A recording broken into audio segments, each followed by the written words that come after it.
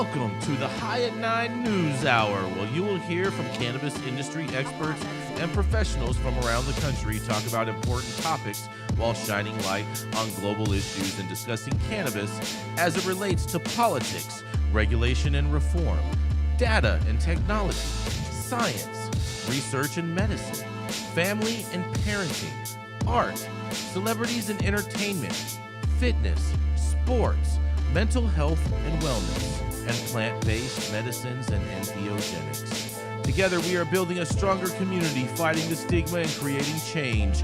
With your hosts, Jason Beck and Rico Lamitte, joined by special industry expert correspondents from around the country, and daily antics brought to you by Cannabis. Coming to you live every Monday through Friday at 9 a.m. Pacific Time and high noon on the East Coast. And thank you all for getting high at 9 with us.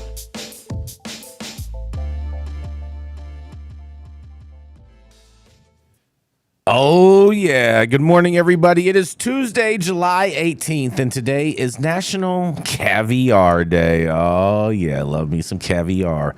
It's also Nelson Mandela International Day, National Sour Candy Day, World Listening Day. Remember, you have 2 ears and 1 mouth, so you're supposed to do twice as much listening as you do talking. And it is also National Tropical Fruit Day. Oh, yeah. Thank you for joining us and getting high at 9 with us. It's also high noon on the East Coast. And please remember to like, share, and subscribe to us on all social media platforms.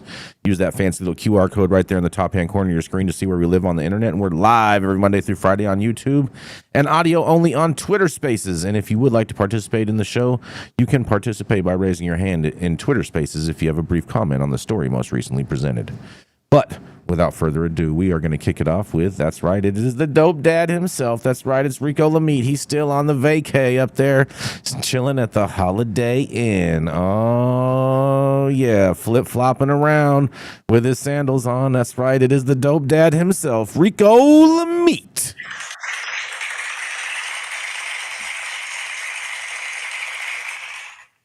Thank you, Jason. Thank you. My story today is about MSOs. So the biggest corporate MSOs have been pulling out of established markets of California, Colorado, Oregon, and we begin to see the same happening now in Massachusetts. The reasoning for their exits is debatable, but most likely due to poor sales performance in connection with legacy market communities. But they are not going away altogether, as they've been eyeing retail expansion opportunities in Florida, Pennsylvania, Maryland, and elsewhere in 2023. Per Cannabis Business Times, we've seen more mature cannabis markets shrinking on the retail sales front in 2022 for the first time since legalization. An initial green wave momentum at least appearing to be slowing down. California down 7%, Colorado down 21%, Nevada down 15%, Oregon down 16%, and Washington down 12%.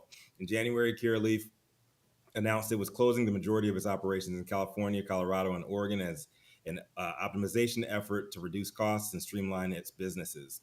CEO Matt Darin said the market exits would allow Curaleaf to devote greater resources to tangible growth opportunities in emerging markets.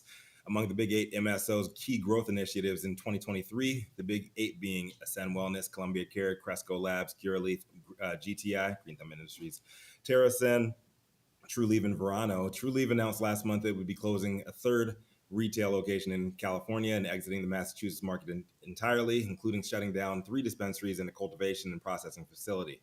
CEO Kim Rivers said the decision would allow the company to focus on its business strategy of going deep in their core markets.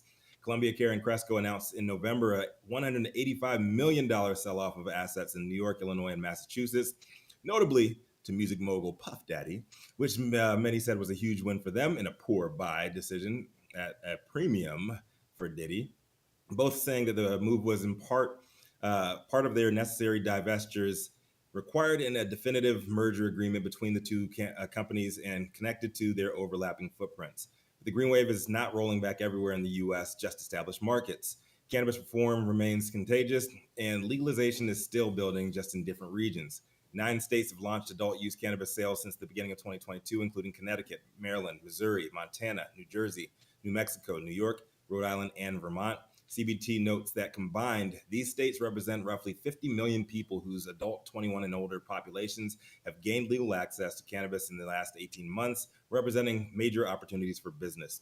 For 8 of the nation's largest publicly traded companies, which I just read off, which have fiduciary responsibilities to their shareholders, capitalizing on emerging markets and anticipated opportunities in states like Florida, Pennsylvania, and Ohio, where adult use legalization could materialize in the not so distant future, is definitely the move to make. The Big Eight combine to operate 775 cannabis retail facilities in the U.S., including 65 dispensaries. They either opened or acquired so far in 2023 as of July 12th. Specifically, Florida has been a top target of expansion this year, with no cap on their number of dispensary licensees, and it can open to serve a medical cannabis patient base approaching 850,000 people.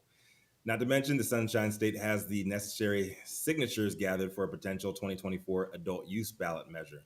The article ends by saying, while many companies are downsizing and streamlining their cultivation footprints to match demand in certain markets, that's not to say they're solely focused on retail growth in their vertically integrated operations. Before pointing to Green Thumb Industries CEO Ben Kovler saying in an interview that GTI plans to expand its grow facilities towards the end of 2023 and continue opening stores in strong markets like Florida, Virginia, and Nevada, all of which position the company for a strong 2024, end quote. If you're a data nerd like myself, checking out the data sets and information CBD provided paints an interesting picture on what the future might hold for the industry as a whole. I'm interested in hearing what the rest of the team thinks about this one, though. CBT's assessment, and if they agree that the Big Eight will find more success in emerging markets than they have with established states. I'm Rico Lamitte, the dopest dad on the street. Let's hear it. Yeah, GTI is killing it in Nevada, and so is Curaleaf, so is MedMen, all big MSOs, and doing lots of business here. I don't know if we're allowed to say GTI is killing it in the light of the recent employee death, Todd. Yeah. Good point. All right. So, what is interesting about this, and the fact that they're mentioning CBD and them like trying to cut into that marketplace, is that Trulieve lobbied for legislation in the state of Florida that would shut down most of the CBD shops in the state of Florida. And I was wondering why they were making that move. And my guess, when I saw that they were lobbying for this law, for this new legislation, was that so that they can kind of corner the market. Because, I mean, honestly, the CBD market is out of control. It is. It's out of control. Nicole, I was referencing CBT as a Cannabis Business Times. Oh, okay. I'm sorry. But it's still an interesting track to talk about. That was one of the interesting things, though, that I noticed about what was happening in Florida. And when I saw Trulieve was lobbying for them to shut down these CBD shops, I was wondering why, and that was my guess. As they expand their marketplace and they're going into states that are just medical only, they have to make sure that there's not a bunch of American shaman shops that they have to compete with.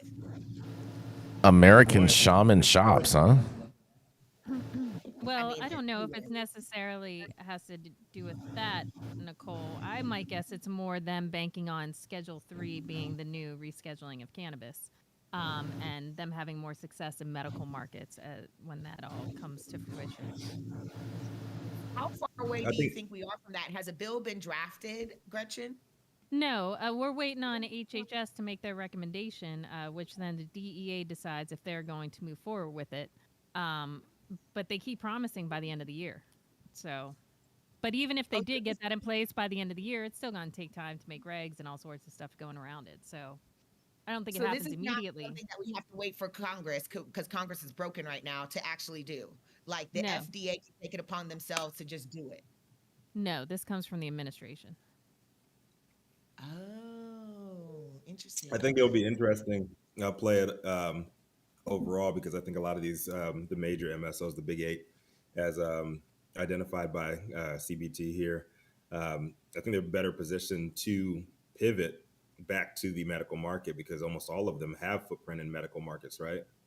Mm-hmm. For medical I mean, I operations. don't know any of them that aren't in the medical market. Like they all got started in states. They're all in states Right. that are went medical first, and so they grabbed up those licenses in the medical states first before they went adult use. It seems like they've really struggled once retail legislation passed in the established markets and things were taken over to adult use. I mean, but at the same time, Rico, you could also say that they've always been struggling since the beginning. It's just they had enough capital in the beginning, so then that way people didn't really see their struggles. Yeah, Yeah. they could weather the storm. Yeah. They have a longer runway. Yeah, exactly. Exactly. But man, oh man, what are these MSOs gonna do? How many people shop at MSOs? Like how many customers do you think these guys see a day? I think they've lasted long enough to control the narrative, and you see all of the talk about social equity, all of the talk about like any movement going forward in lockstep with government has been MSOs. They've taken over the conversation. Do you think MSOs? Oh, go ahead, Gretchen. Well, I agree with Rico. I think MSOs have been playing the long game the whole time. I don't think that they realized the game would be this long, which is why they are running into money issues and paying their taxes, and everybody is. But no, these guys are the best positioned to be in place for when legalization of some sort comes about or descheduling. Do you Not the little guy. do you think that do you think that MSOs contribute to the illicit trap market, its growth? In what way are they? What do you Well, mean because I'm just contribute? thinking. So a lot of these MSOs are in states where they pretty much control the market, them and the other MSOs. And so I believe that there's probably a lot of people that don't want to shop at all with MSOs and give them any of their money. Yes. So therefore, they only shop on the trap market regardless, just because of the fact that they don't want to put their money into a big corporate conglomerate when it comes to buying cannabis. I don't know about think you're that. I think right. you're giving. I think you have to be a very informed consumer to know who is an For MSO sure. and who is not. And I don't Absolutely. know if that Agreed. if that knowledge exists in a lot of these newer markets. I think when it comes to like Maybe just actual, like talking to I think when it comes to actual like cannabis consumers that purchase cannabis and are like regular everyday smokers, I think they definitely do. Well, the thing is, what you have to consider is let's use Florida for example. Mhm. It's a medical state. The biggest medical patient, the biggest demographic of medical patients in Florida are like, over 55. And so those individuals might have been buying from the neighborhood weed man previously. And they're buying, so they can smoke little small amounts. But once it came onto market, it was medical and they're talking to their doctors about using cannabis. A lot of them switched over to using the regulated market. They don't know the difference between what an MSO is and what it isn't. And since their only option were MSOs, they were just buying what they thought was safe because that's what their doctors Yeah. were telling them. And so And I I wonder think that the if consumers just got the new educated. allegations. Yeah, sorry, go ahead. I was just adding to your comment. Yeah, no, consumers, I agree with Gretchen. Consumers are just not educated enough to know the difference. And when I have older family members from Florida coming to me and asking me questions, that's exactly what I'm having to explain to them. That we don't trust we just don't trust it. Yeah, consumers Yeah. want high THC products and they want cheap products, right? That's what they want. That's where they go to most of the dispensaries that are offering deals. That's definitely what's happening in Nevada, where a dispensary, MSO or not, offers deals, and that's where the consumers go. And they're seeing 1,000 people a day. I think it'll be interesting if we see the pendulum swinging back the other way when we see more struggles from these major corporations in the game due to A, deaths, and then B, product recalls. We've seen a lot of that. Looking at you, Michigan, too. You can see a lot of people coming out with the pitchforks saying buy local, buy local, buy local, trying to drive these guys out of their states too. Interesting times ahead. But Rico, I don't see that happening anywhere. Where are these buy local It'll be campaigns? interesting if.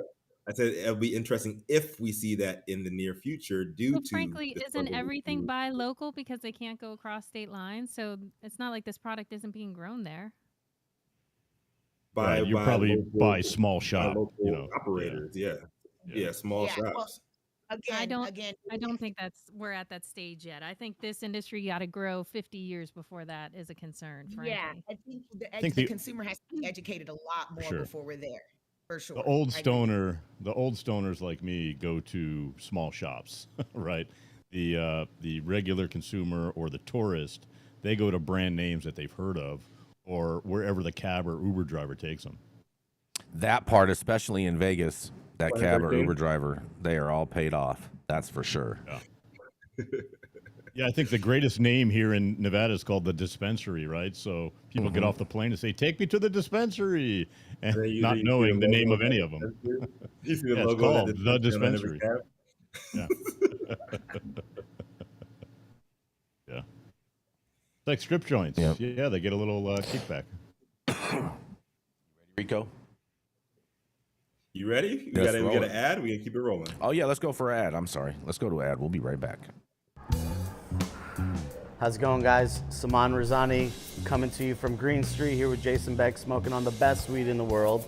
Did you know that we have an audio-only version of our podcast available on Apple, Google, Amazon, iHeartRadio, and Spotify? Tune in now and check it out.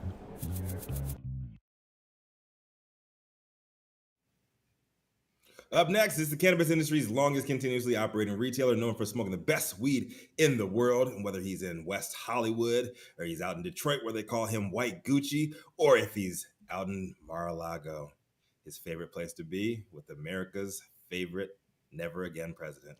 Up next, Jason Beck. Oh, man, you're going to have to eat those words when he's reelected again, Rico. But it's okay. It's okay. It's okay. Reelected for what? Reelected to be the president of the United States of America, Todd. Yes. But Reelected You're out to your be damn mind. I'm Cell okay. block captain. Yeah, right. President of the cell block. Oh, man. You guys got jokes. I love that, Todd, president of the Cell Block D. Oh, boy. There you go. That's right. Oh, Cell boy. block T. Oh, God. Here we go. You libbies. It's going to be all right. Oh, man. But today, my story has nothing to do with anything that anyone else is talking about today right now. Because despite flood losses, Vermont's cannabis industry is ineligible for federal aid. After floods devastated Montpelier and much of the state last week, Lauren Andrews, owner of Capital Cannabis on Main Street, spent most of her days cleaning up her retail store in the hopes of reopening on Monday. But when she arrived to open up this morning, she found the walls and floors coated in water from what appeared to be a water leak upstairs. In a quote, she says, "We're going to have to gut the whole place and start from scratch," Andrews said on Monday afternoon. On top of that, unwelcome discovery, she and the rest of Vermont's cannabis industry got potentially even more unwelcome news today. Confirmation from federal officials that cannabis businesses would not be eligible for any of the federal disaster aid being made available to other types of businesses impacted by last week's historic flooding. In a quote, "Because we are a federal agency, we have to follow federal law," Carl Dombeck, public information officer for the Small Business Administration, said at a press conference on Monday. "Cannabis is not legal under federal law, and therefore we are not able to lend to cannabis dispensaries. Any FEMA business assistance program also disqualifies cannabis-related businesses for some reasons, according to Chelsea Smith, FEMA Individual Assistance Branch Director. She says, similarly, cannabis farmers would be ineligible for federal crop insurance money, even if Governor Scott's emergency request for a U.S. Department of Agriculture disaster declaration is approved, because they are not eligible for federal crop insurance, according to John Roberts, USDA, from the Service Agency Executive Director for Vermont. However, federal and state officials said the cannabis industry workers who lose their jobs due to the floods will be eligible for unemployment because that program is not administered by the state. For a tight-knit industry that has yet to celebrate its first birthday in the state, the news is not unexpected. but it has made industry insiders even more determined to get an accounting of the disaster's impact to share with some state legislatures. Dozens of other cannabis businesses of every license type and shape and size also in the same boat as Andrews. Suppliers, manufacturers, retailers, and vendors, like many other people across the state, are all still picking through the debris to determine next steps. Though the flooding might not pose a catastrophic threat to the industry as a whole, individual businesses across the board are hurting, said James Piper, chair of the Cannabis Control Board, Vermont's regulatory marijuana body. Because the industry is limited to Vermont-grown products, the state cannot supplement a bad crop year with outside resources. And in a quote, "It's a very independent relationship," Andrew said. "When one of us goes down, it hurts everyone." In another quote, "All these businesses live on a knife's edge already because of the collapsed loop system," Piper said. "There's no outlet, there's no pressure release valve in the cannabis industry, and so when something bad like this happens, it can ripple through the entire industry."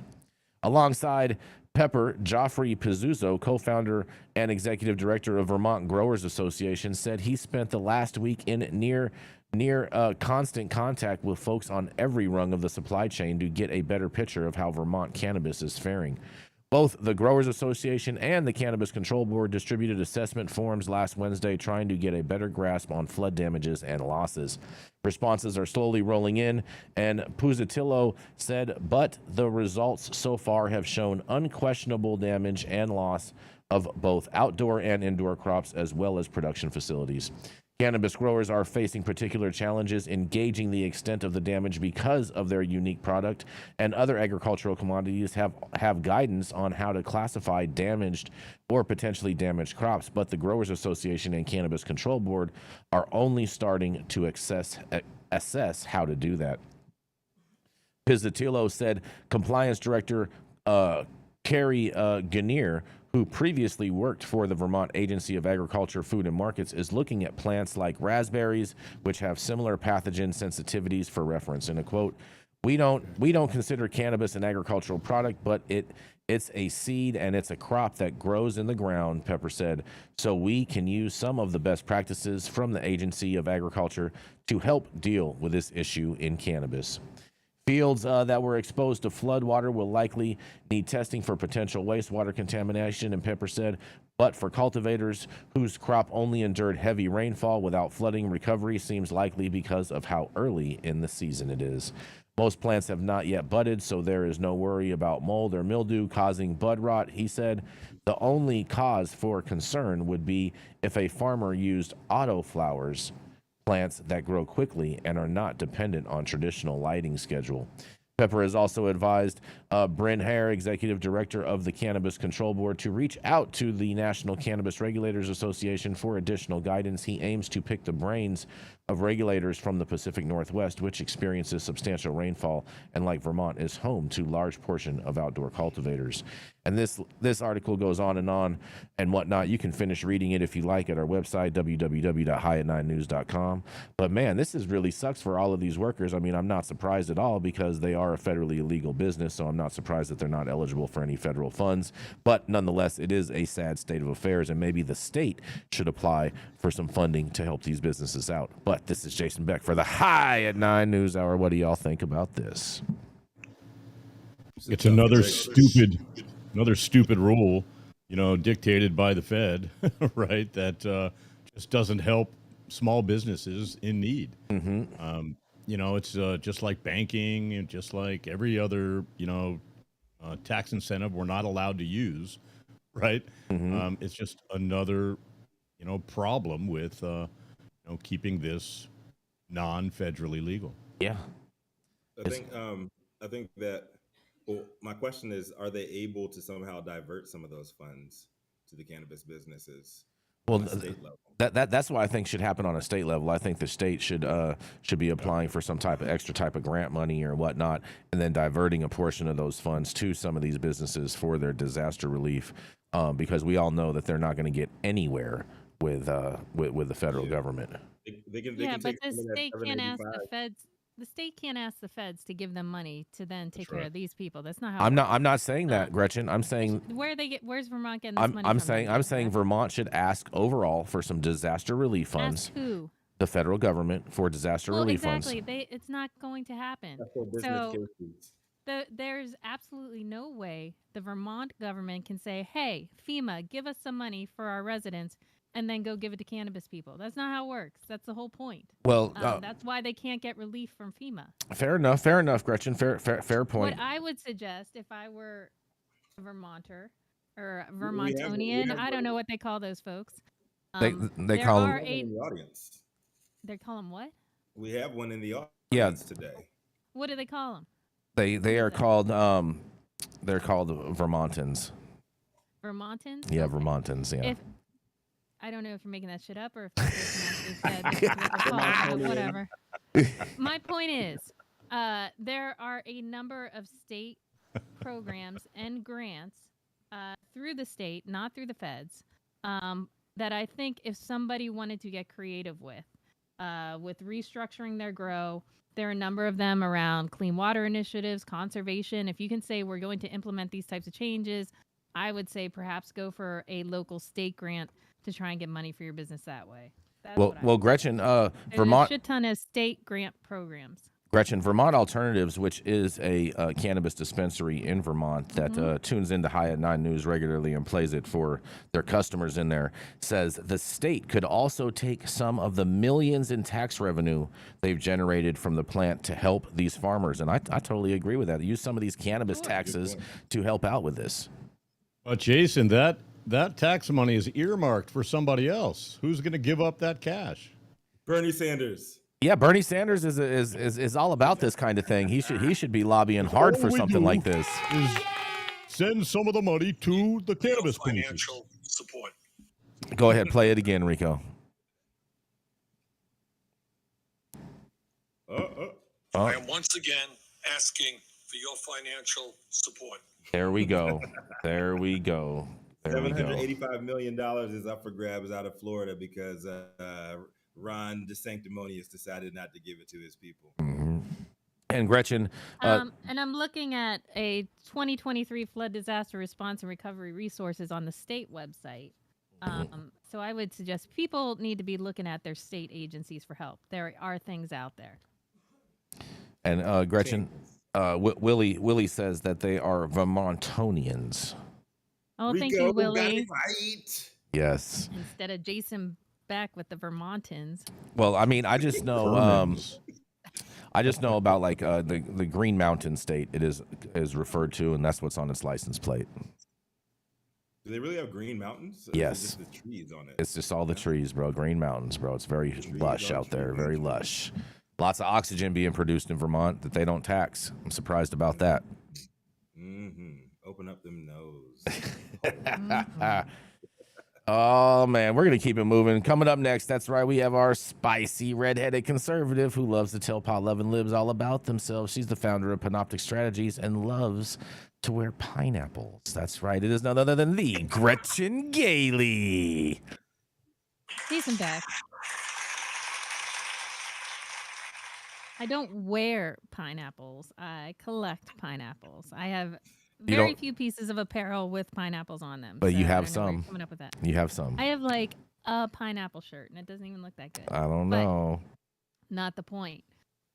The point is Washington once again sucking at its job. Headline: Senators seek to legalize medical marijuana for veterans and enact other cannabis reforms through defense bill.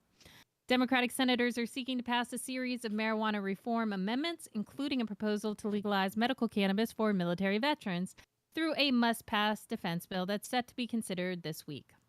Lawmakers are aiming to attach the cannabis measures as well as a separate GOP-sponsored amendment that would ramp up fentanyl-related enforcement while removing barriers to research for Schedule I drugs to the NDAA. While the House under GOP control squashed more than a dozen bipartisan drug policy reform amendments that were proposed for the chamber's version of the NDAA last week, the Senate is attempting to use its bill to advance other incremental changes. One of the new amendments, led by Senator Brian Schatz, would allow veterans to use medical cannabis in states and territories where it is legal, mirroring a standalone bill that the senator introduced in April. It would additionally protect doctors who discuss and fill out paperwork to recommend medical marijuana for veterans, and it would require the U.S. Department of Veterans Affairs to support clinical trials investigating the therapeutic effects of cannabis in the treatment of conditions such as pain and post-traumatic stress disorder that commonly afflict veterans. Marijuana and its compounds show promise for pain management and treating a wide range of diseases and disorders, including post-traumatic stress disorder. Medical marijuana in states where it is legal may serve as a less harmful alternative to opioids in treating veterans. The amendment is being co-sponsored by Senators Cory Booker, Ron Wyden, John Fetterman, Alex Padilla, Mark Kelly, Tim Kaine, and Peter Welch. Schatz and other lawmakers have sought to attach the veterans' cannabis language to earlier versions of the NDA in past years, but have never received a vote on the issue. Another new measure that's being supported by Wyden would make it so prior use of marijuana may be relevant, but not determinative to adjudications of the eligibility of the individual for access to classified information or the eligibility of the individual to hold a sensitive position. The discriminatory policy would be less far-reaching than a related amendment that Representative Robert Garcia tried to attach to the House version of the NDAA that would have prevented the denial of security clearances for federal jobs based solely on prior cannabis use, but was ultimately not made in order for floor consideration by the Rules Committee. Another Senate amendment being considered this week would add the language of the Full Intelligence Authorization Act to the NDAA, along with the section of that legislation that would prohibit the denial of releasing classified information to an employee at an intelligence agency like the CIA, based solely on their mission of using marijuana prior to applying for security clearance. The underlying intelligence bill was amended in committee to include the cannabis provision, which was also sponsored by Wyden.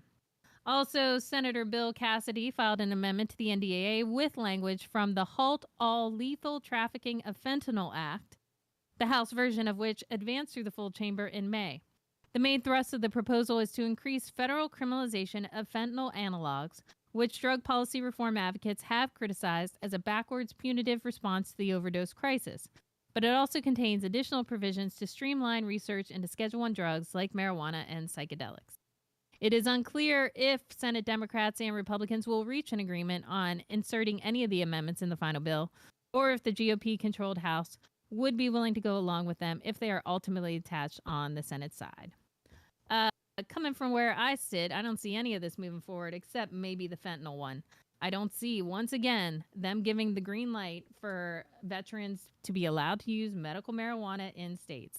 The House said no, the Senate's going to say no, and even if the Senate, for some reason, has their head up their asses and puts it forward, the House is going to kill it in committee. This is Gretchen Pride, 9 News. I totally agree with you on this. I'm surprised this is even a story, especially with the story I believe you covered yesterday, Gretchen. Well, the story is that the House tried. They said suck it. So the Senate's trying, and they're going to say suck it. Mm-hmm. That's my story in a nutshell. It's a lot of sucking going on. Shout out to Brian Schatz. He's from Hawaii. Got to meet with him when we were in DC. And seems like that he understands what veterans need. He's talking to a lot of veterans. Is that the same senator? Am I getting that right? That's correct. Yeah.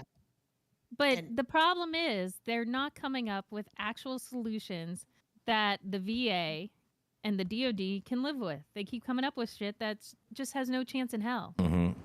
So you think that just nobody is talking to these groups of people? Like nobody's sitting down and having conversations to say to them what they're willing to allow to pass and try to find that middle ground. They're not going to allow anything to pass. You need rescheduling for something to happen. There's absolutely no way the armed services is going to allow their veterans or their current war fighters to use an federally illegal substance. Not happening. Doesn't matter if it's legal in that medical state or not. I mean, they allow them to do other things. I mean, didn't we talk to Sean Kiernan last week or the week before, and he was saying that all veterans can already do this, and there's no penalty at the VA. The difference between this, Todd, is not just recommending, but saying they're actually allowed to use it. So there's a difference between talking to your doctor and yada yada, which Sean is correct. They can already do that. But yes, And you so have this is no kind of penalties like- for using it is different. This is Right. What are the penalties? Did they say in the article? Well, according to Sean, there are no penalties. That he has Right. yet to find a veteran that has been impacted by using cannabis. so at this point, the Army is kind of like, it's like a don't ask, don't tell. Right. Like you Seems can like. use it, but we just don't talk about it, Yeah. kind of thing. Sure, not exactly. I think I think that's more on the veteran side. exactly. I wouldn't say on the active. Yeah, active military duty side. is not the case. Right. Yes. I had an interesting conversation this weekend with a guy I did not know was a DOJ agent until he showed me his business card. Did you take the handcuffs off before you had the conversation with him? No, we were having a lively debate on cannabis legalization. I let him know I'm in the industry. And then he's like, I actually am I work for the DOJ. He didn't believe me, showed me his card. He said that he doesn't see anything happening with anybody on a federal level until there's federal legalization. And he said that there's plenty of him and his buddies that would love to, and they actually can recruit guys now because the numbers are so low of people who have not smoked in their past. He said, but he doesn't see anything happening until federal legalization at all, and they still get randomly tested, everybody in the federal government. Randomly tested, huh? That's pretty interesting. Yeah. It's all random. He said they get a heads up, but he says usually no longer than a week ahead, if that. Give you some time to do some laps and drink some cranberry juice and sweat that shit out, huh? Make sure you get a haircut. And I think acquire the some clean Wizinator. piss. The Right. Wizinator was my go-to when I was in college. I'm willing to Make bet sure- that if you're make sure it's the proper shade though. I'm willing to bet that they have someone in there with you to hold your cup or something in regards with federal drug testing. I know like the NCAA will do that. If you have the Wizinator applied properly, then it's hard to tell. I promise. Yes. Yeah. The Anyway, Wizinator is a back great to the product. story. Who gets that job, holding the cup? I wonder. The water boy. Somebody down bad. You got to be down bad to be that guy. Nicole, what do you have to say, Nicole? I have a question. So now that we are in states all over the country that are adult use legal, and you are going into spaces and places in public where you smell cannabis smoke, are there more federal employees that are peeing hot now because of just being in contact with? Is that enough to get into your system that if you're randomly drug tested, it comes up hot? I mean, there are a lot more spaces publicly where I smell. I mean, just walking down the streets of New York City is a whole new world now. It's not like it was. That's not 10 years ago. gonna make you pass fail a drug test, Nicole. But what will make you fail a drug test is actually handling and touching the actual product, because that will seep into your pores and give them enough of a reading in order to not pass a drug test. Is not enough. Is it secondhand I don't smoke? know No, about there's that, there's nothing in Jason Beck. secondhand smoke that's gonna get you high. That's just totally ridiculous. But what if you I've been- what if you were in a room full of smokers the night before, and then you have a random test the next day? Yeah. Let me tell I you feel something. like You you probably have to shouldn't be in a contact room full of people in the smokers, room. first of all, if you have a test tomorrow. If you're hotboxing someone, then I would say yes, it's a possibility. If you're walking past someone on the sidewalk smoking, Not no, a I don't chance. think so. Zero chance of that. However, Jason Beck, I've been told by folks, because I've inquired about topicals before, that transdermally you will not pop on a test. Well, That's I not know- going into your bloodstream, so that's not. I didn't true, say what you're transdermally. stating. I didn't say transdermally, Gretchen. I said touching You it. said if they're handling. I said, well, what yeah, the hell do you consider handling actual transdermally? flowers. I've witnessed this from one of my employees who was. Do you understand the definition of transdermal? Hold on. Let me tell you my story first, Gretchen, and then we'll go in. Transdermal. Then we'll go into what you're talking I'm about. gonna step I had the an mic aside employee. to hear this. Okay, I had an employee, okay, who was getting drug tested because they were in the process of getting custody of their child, okay? And in this process, he was testing positive because he didn't smoke cannabis, but when we would weigh up the weed and whatnot, then he would touch it and whatnot, and so he was actually testing positive from that. Although the test was like super low as far as the contamination in his body, but they said you start wearing gloves, and so he started wearing gloves, and then he pissed fine after that. So yes, 100% you can get it from touching weed. You can fail a drug test. Yes, that's facts. I so don't okay. believe this bullshit that I froze. I would love to talk to a medical practitioner about this. Well, 'cause we'll have frankly, Dr. Jason Talleyrand Beck, here I on don't Friday. buy that for a second. Well, it's I the can't reality. wait. Was he Yes. also inhaling the hairs coming off of the flower as he's touching it? Was he wearing a no. But we did allow smoking in the dispensary during that time. But at the same time, once he started wearing gloves, he did not test positive again. So that's my point, is that it does soak into your pores when you touch it. Actually touch it. You should be wearing gloves anyway. Right? This is long before gloves were even a thing at all in any Gloves- cannabis gloves didn't dispensary. make- Before gloves were a thing. Gloves This didn't is the exist. early, yeah, this is the early gloves. 2000s I'm talking about right here, Todd. All right, we need to keep it moving. Yes, Once we again, I do. don't believe Let's a go damn to a word coming out of your commercial. mouth. We'll be Jason right Beck. back. I only spit facts and truthisms, Gretchen. The Control Tower from Highly Educated has perfected the dab. Utilizing the concept of thin film evaporation, you can waste none of it and taste all of it. The micro texture of the SE pillar increases nucleation at elevated temperatures. And with the tower propelling at 2,600 RPMs, it's certainly the most efficient dab experience to date. The Control Tower from Highly Educated. Oh man, whatever you're doing, make sure you go and head over and hit that like button, and make sure that you're subscribed to the channel if you haven't already.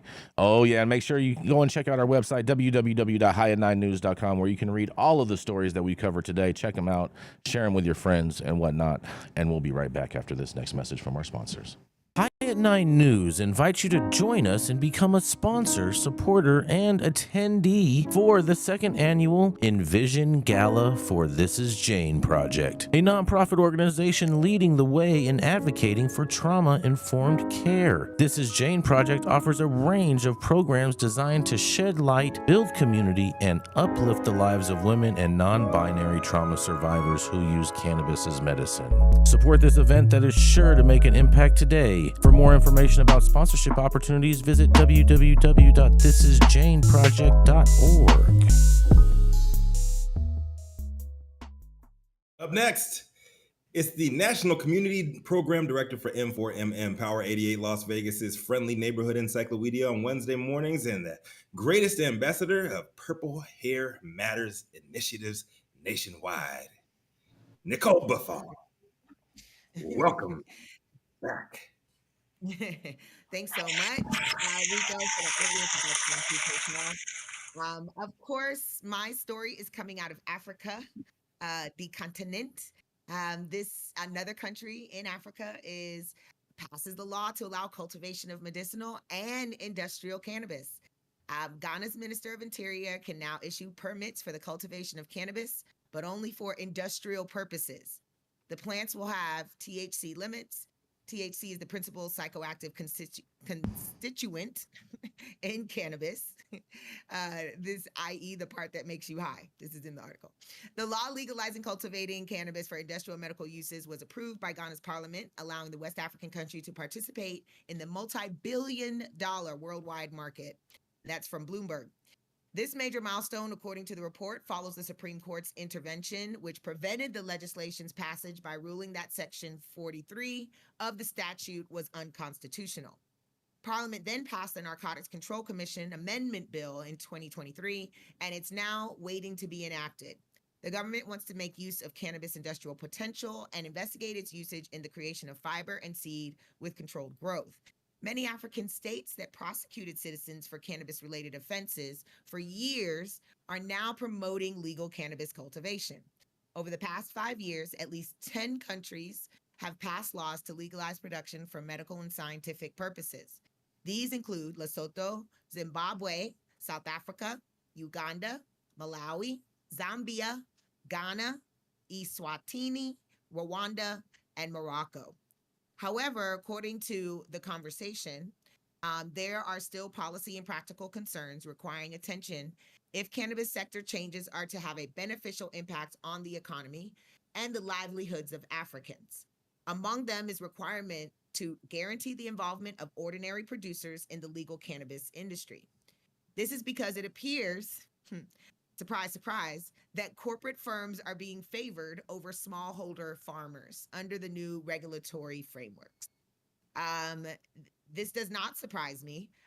This is what is being done in other countries, including right here in the United States, giving favor to these big corporations versus small craft growers. And the people who have been doing it the longest, unfortunately, they are always seem to be last to the table when these conversations are happening. I like to see that Ghana is coming online. They understand and recognize the medicinal use and purposes for the plant. And the industrial uses for it. It's unique. Africa's in a unique position right now with the amount of land space and the rich nutrient soil that we know it has to really produce, to supply the world when it comes to hemp and industrial products. They have the land space to do it. So I'm excited to see Ghana come online, but this is why I do the work that I do. The work that I do with M4MM is not just here domestically. It is a global effort. Obviously, the work I also do with ACHEM, shout out to my ACHEM family. It is a global effort, and my focus has been specifically in the Caribbean and throughout the African continent to make sure that they do it right and they get it right. So this is Nicole Buffong reporting for High at 9 News. I'd love to hear what you all think about this new. I love this story, and I love the work that you do, Nicole. Big shout out to ACAM fam. Big shout out for MM. And Africa seems like it's chugging along. It seemed like they were going to be late to the party, but all these other stalls that we've seen in the European nations, and not, I ain't got to mention America. Looks like they're going to be in a good position once this thing settles out. Well, this new effort, what is it called? Brex? Is it called Brex? It's not Brexit you're talking about, right? Oh, definitely not Brexit. Bricks. It's South Africa, China. It's called what? I think it's the BRICS. Yeah, something like that. And so it's with a C. And so it's going to be interesting to see how that all rolls out, because they're going to be coming out with their own currency very soon here. And South Africa is the only country right now inside of this coalition, but I think more African countries are going to jump on board this. And so we're going to see how it's going to affect, because they're being backed by gold, which is very interesting. Yeah, so not to jump too deep into conspiracy theories. I know where you're going with this. They're trying to revive the Gaddafi movement. Yep, exactly. I was just thinking that. I was like, someone's going to get killed because of this. Hillary Clinton, exactly. Mitch McConnell and then went over there and had a party on his grave. Gaddafi was bold enough to just say all of us African countries come together, and they did not want that for sure.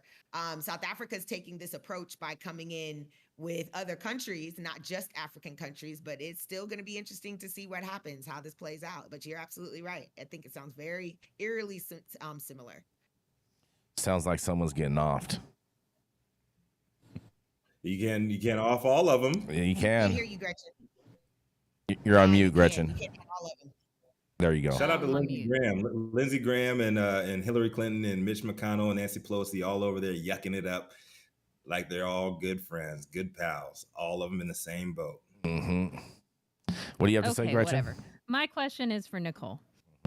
Going back to the story about Ghana, do you have concerns that they are just going for industrial purposes? No, I mean, not according to this report, not according to this article. They definitely mentioned medicinal use, and they want to do their own research. My concern, and it has been for all of these African countries, it's what South Africa did. It's why their hemp industry is delayed, is that they are going to enforce colonized seeds versus seeds that are actually indigenous to the land. And that's a problem, because when you try to bring seeds from Europe and grow them in Africa, the shit doesn't work. So they need to be focused on their own land-race genetics and making sure that they are giving the energy towards those, doing the research on those, allowing those to flourish in the country on the land that they're intended to be grown on. And so that's my biggest concern. Just making sure that they're not trying to follow Western, saying, oh, it can only have 0.3% THC in it to be qualified as hemp. No, that's not true. That's what the United States has decided and qualified as hemp. But hemp it's a plant that has many uses, and it doesn't, that specific DNA profile does not make it specifically industrial hemp. There's a range of that cannabinoid profile that can make it industrial hemp. So that's what I'm hoping that they do. And that's the work that ACHEM is doing, that we're doing to lobbying to them, advocating to them, trying to educate them on how important their own genetics are versus trying to bring in genetics from somewhere else. Nicole, do these seeds, you said that they're colonized. Do they come with like little pilgrim hats when you purchase them? I know you're trying to be funny, but the fact is that colonizers are coming into Africa and stealing genetics. And that's why I call them that, because that's what they are. Okay.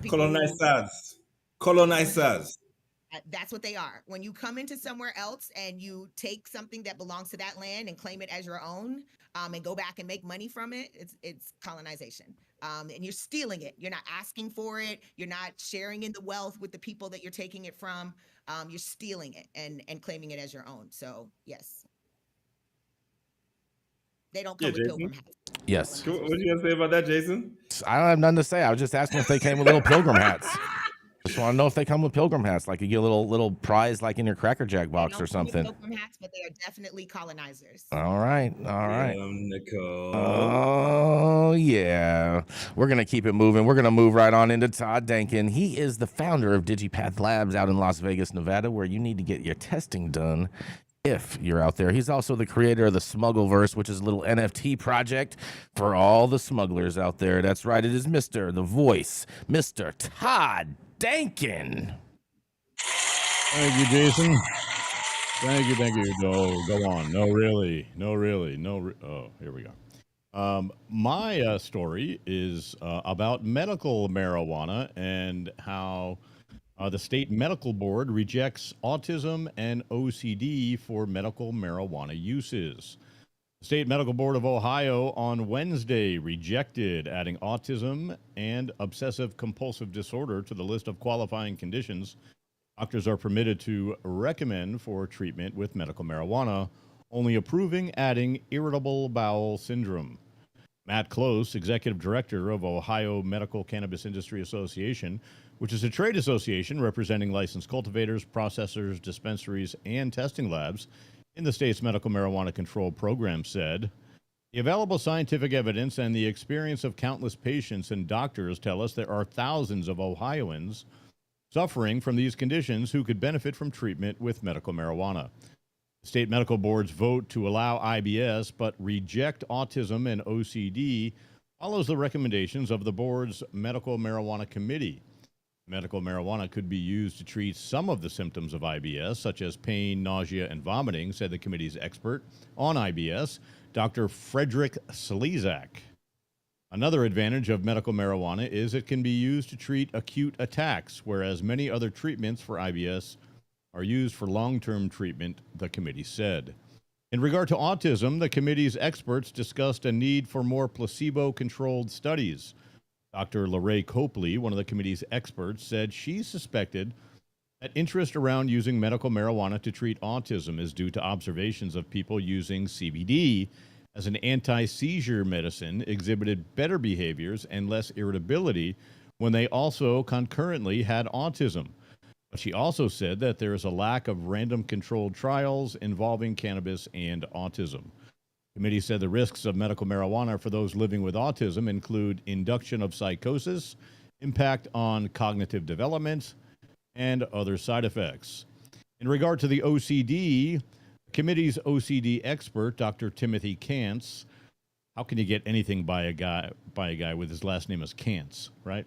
Dr. Timothy Kantz said, some studies showed some compelling indications of positive responses, but he found the quality of that evidence to be weak and counterbalanced with concerns about potential negative side effects, such as cannabis use disorder.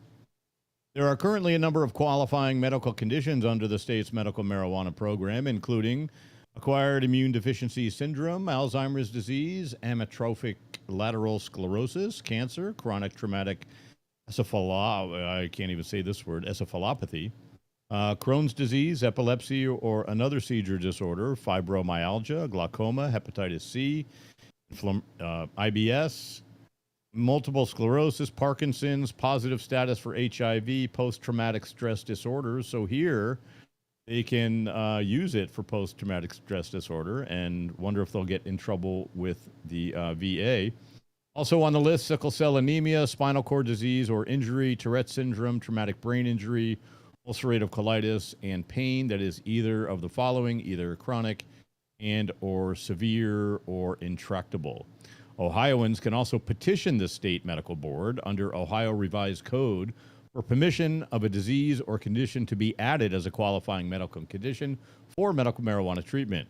The next submission period is scheduled for November 1st through December 31st, according to the state medical board. Anyone may submit a petition requesting a condition to be added to the Ohio Medical Marijuana Control Board. If a condition has been previously rejected by the board, new petition must contain new scientific information that supports the request. If only we were allowed to do some scientific research, we might come up with some scientific evidence.